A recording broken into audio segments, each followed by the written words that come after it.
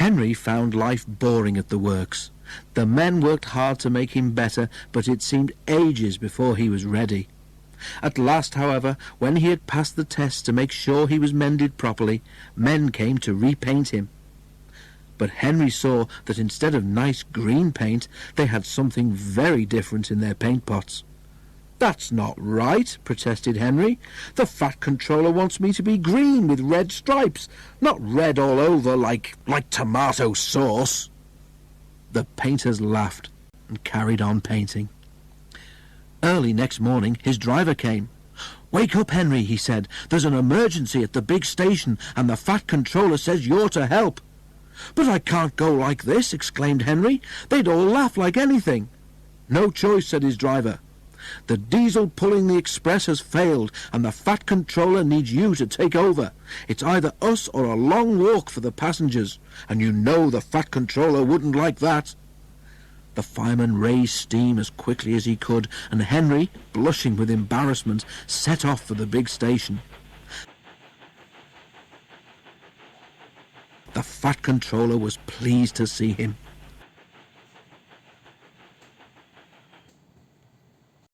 "I feel so silly looking like this," complained Henry. The Fat Controller laughed. "You do look unusual, Henry," he agreed, "but you have helped me out of a very awkward situation, so don't worry about it." But Henry did worry.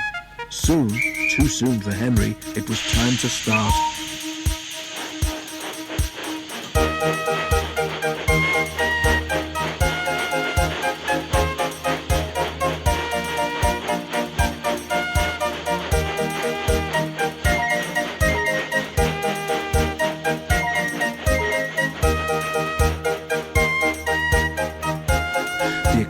Was heavy, and Henry felt the drag of the coaches.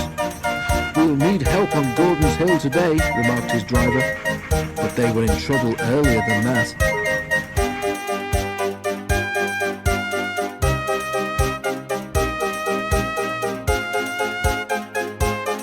As they approached Edward Station, the brakes went wrong on the last coach of the train, and they had to stop and uncouple it.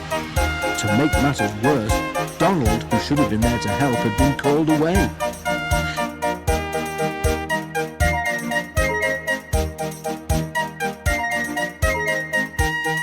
Henry had to push the coach into a siding himself, and, without Donald, there was no one to help him on the hill. "Never mind," comforted his driver. "You can do it. You're an enterprising engine, remember?" Henry snorted. He didn't feel very enterprising just then. The men at the works had mended Henry well. His driver gave him as good a start as he could. It was hard going, but now Henry felt fired with determination. "Let them laugh at my red paint," he snorted. "I'll show them."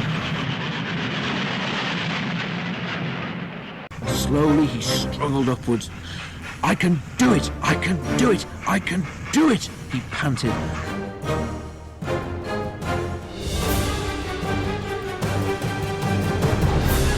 "Oh dear, will the top never come?"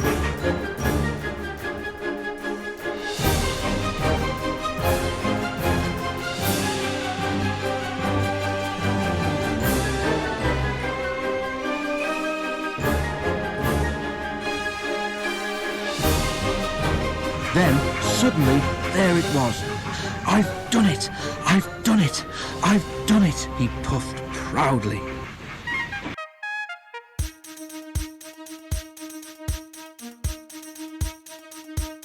After that, it was much easier, and they reached the other railway quickly.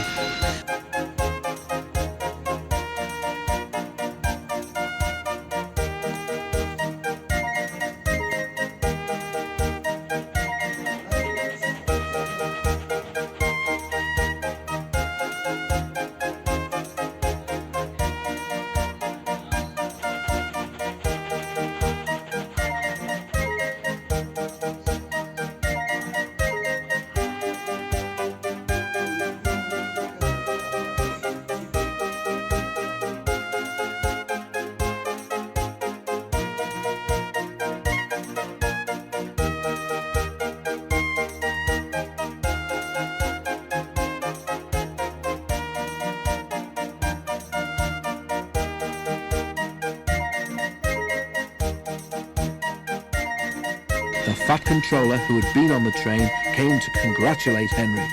"Well done, Henry," he said. "I'm very proud of you. Perhaps all my engines should be painted red, but you have certainly earned your proper green with red stripes."